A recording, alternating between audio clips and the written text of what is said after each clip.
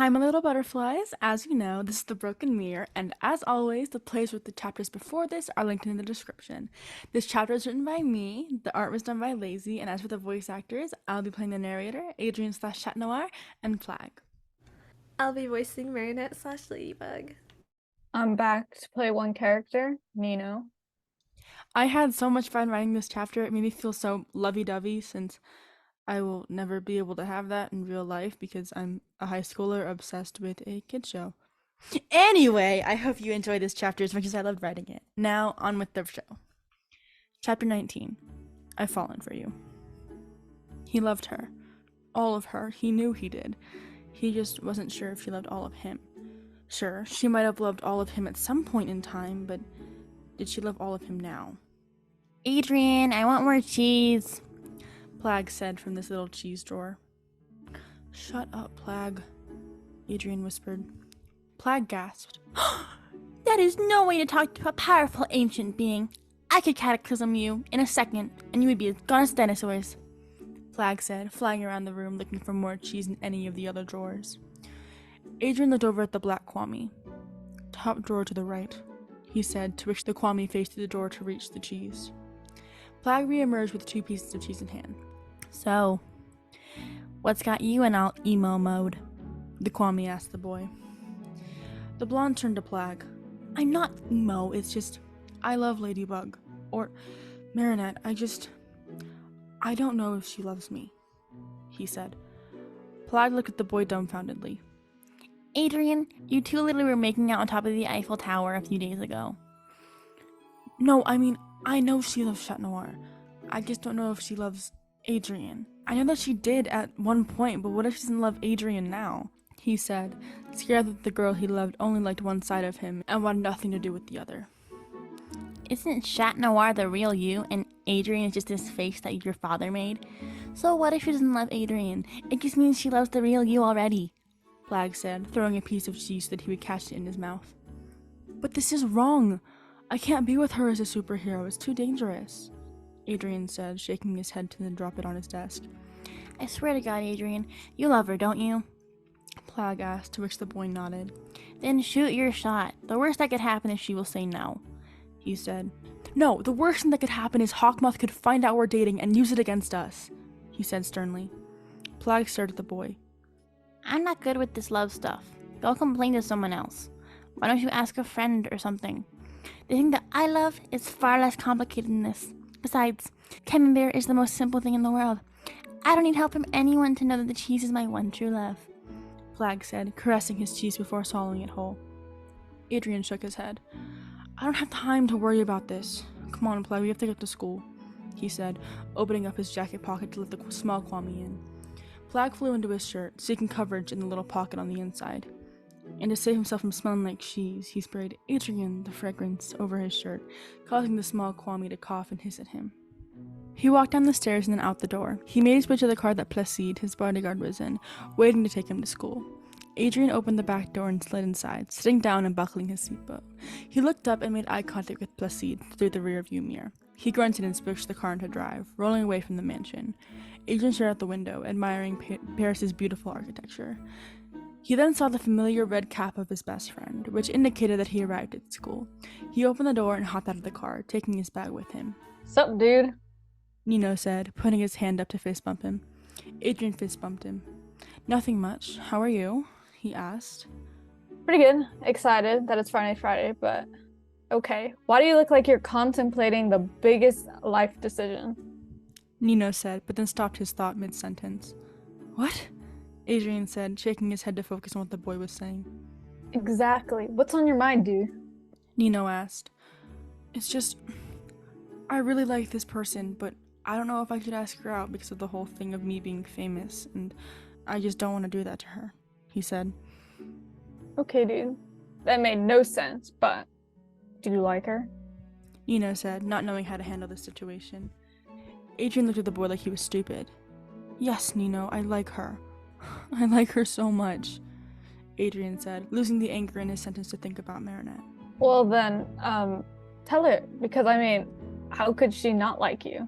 You're you, for God's sake, and she would be lucky to date someone like you. Nino said.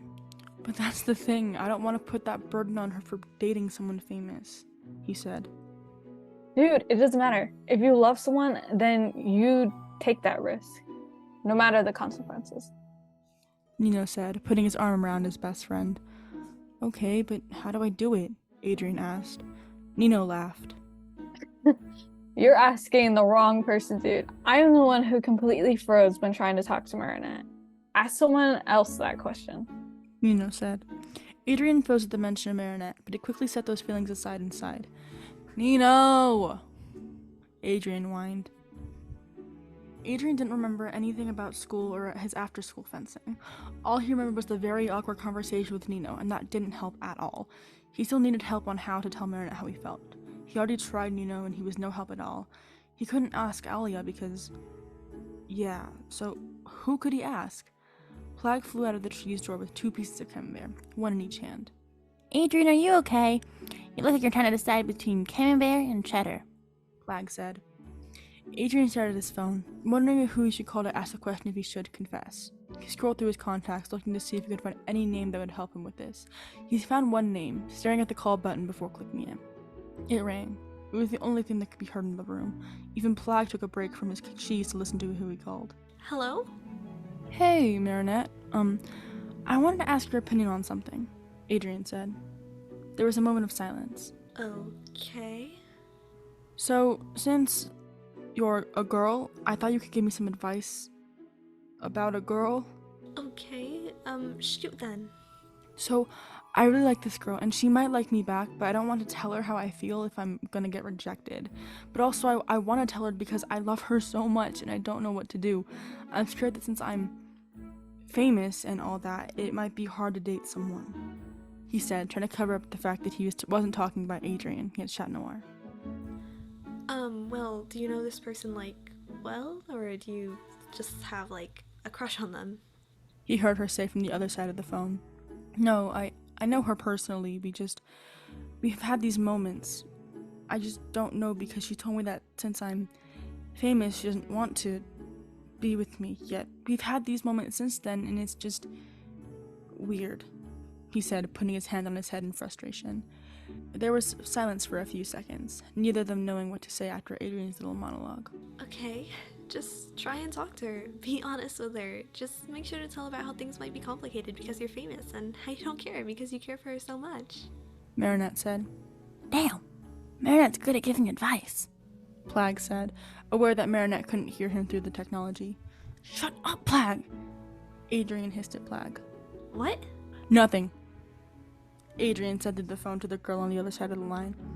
Well, I'm gonna go and talk to her now. Thanks, Marinette, he said. He heard her hum through the phone. Good luck, Adrien. Then he heard the familiar sound of the call ending. Adrien got up and started pacing the room, debating on whether or not he should do it. Would she figure out that he shot? Would she not feel the same?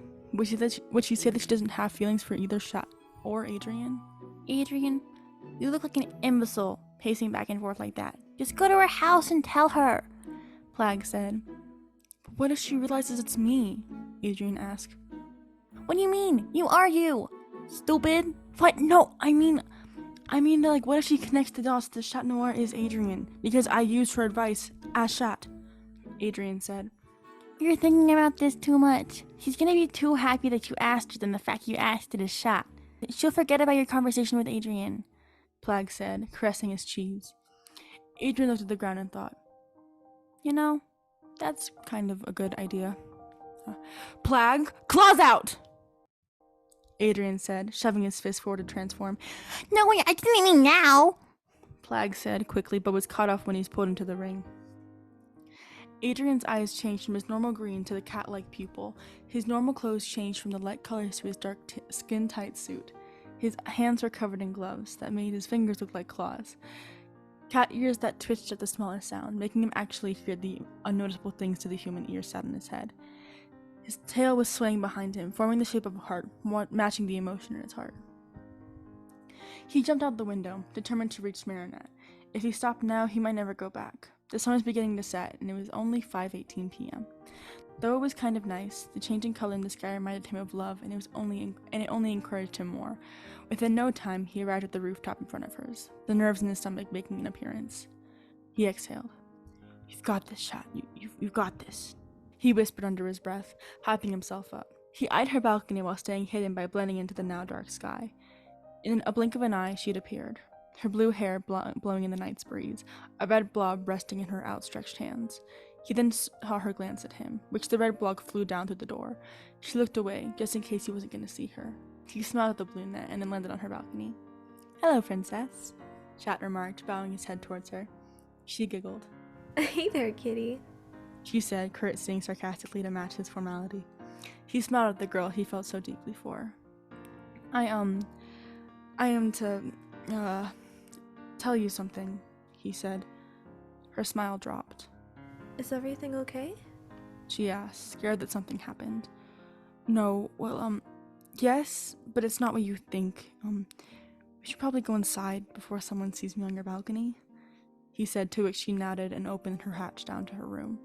They climbed down into her room, onto her bed, which Chat hopped down immediately to thought of them both talking in her bed about how he felt about her. So, what is it that you wanted to talk to me about?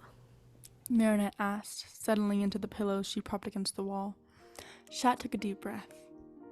"So, over the time that we spent together, I realized that you are an amazing person. I didn't just realize that, but it became more clear, and that I really care about you, but in a way that I don't think it's safe because of who I am, but I don't care because, I love you, Marinette." Marinette stared at him with wide eyes. Shut, I love you so much, she said, leaning forward towards him and connecting her lips with his. She wrapped her arms around his neck to pull him closer, while he grabbed her waist to pull her closer, which wasn't possible, but he still craved more. He broke away from her lips. "God, I love you so much, Marinette," he muttered and then reconnected their lips. He felt her smile against his lips, hopefully feeling the same way he was now. She pulled away from him. Stay the night, please. I'll grab some treats from the bakery." He smiled, still holding her close to him. "Well, how could I say no to you?" he said. She giggled. "I'll be right back then," she said, and then crawled down to the hatch to the rest of her house. He smiled, the thought that he finally has the girl he loved within his grasp. And now that he had her, he was never going to let her go. He looked around her room, his princess's room, in all of its glory. He spotted a piece of paper sitting on her desk, crumpled up in a ball. He reached forward and grabbed the paper, unraveling it to see what it said. 16 identities in one room? Are they waiting for the sun after 5 and 12? He stared at the note, confused. What does that mean? Did someone else know her identity? He turned it over to see more words. They seemed to glow. Take this. The hatch squeaked open, and he shoved the paper in his pocket. I've got the treats, kitty, he heard his lady say from the hatch. He smiled. The only thing that I need right now is to fall asleep with you in my arms, he said, to which her cheeks brightened. So you don't want the vanilla eclairs? She asked, holding out the pastry-filled plate. He rubbed his chin as if pondering something. Well, I suppose 1 or 2 or 6 won't hurt, he said, leaning forward to grab one, kissing her in the process. She giggled. Come on, kitty, get into bed with me, she said, leading him up the stairs. And your parents? Hopefully won't come up, she finished for him. Marinette wrapped herself in Chat Noir, and he ran his clawed fingers through her hair. It only longed for him to feel it against his fingertips rather than the textured suit. But this was how it was going to be, and it didn't bother him that much. They loved each other, and that's all that mattered. I know we said we aren't going to have any bloopers anymore, but I think this chapter deserves it because we are wild. So, enjoy. I'm going to be single for my life, I swear to God. Like, No, my I'll do expectations that are before so you, high I now. promise. Like, I'm going to be like, someone confessed their love to me. I'm just like, you didn't climb across Paris and confess to me in the rain, so... It's an interesting line. Girl! Just Think say of it as if girl. you're having a sleepover with your best friend. And you're Kinda tired. gross. And you want to go to Get bed. into bed with But me. they're super hyper. And they're just jumping off the walls. And you're Wait. like, come on, get into the freaking bed, dude. Oh, okay. That's So this context. okay, this Yes. is. Oh, okay. We're having like a. I A don't call my girly pop friends Kitty. sleepover. I don't call my friends Kitty. Who calls a friend Kitty? Girly That's- pop sleepover. Come on, Kitty. The Discord server. You're Prince Come on, Charming kitten. from Shrek. So you're talking to your beloved girlfriend, and you're like, "Come on, kitten, get into bed with bad. What? Get into bed with." I don't know if I'm gonna say that. Nope, I'm not With Daddy? Oh God. Say the line already. Okay.